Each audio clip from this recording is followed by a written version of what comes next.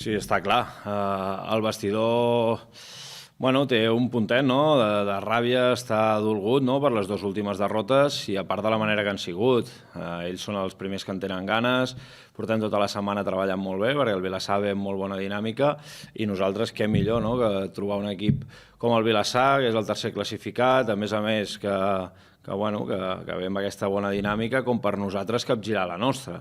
Jo estic convençudíssim i l'equip és el que més ganes té, tu els veus entrenar i realment s'estan agafant el partit d'aquesta setmana com el partit que és un partit molt important, de la part alta de la classificació, i a nosaltres ens servirà per donar-li la volta.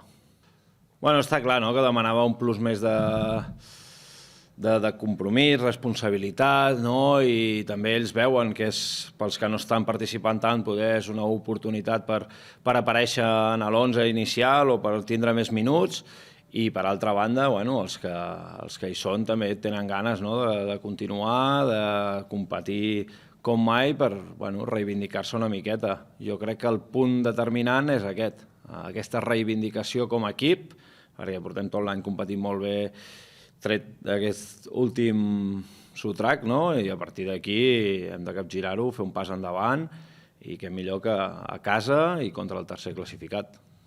Anem a pel títol de Lliga encara. Sí, 100%. Jo sé que aquí a l'Hospitalet, tant per bo com per dolent, tot té molta més repercussió, inclús la gent es posa nerviosa ràpid.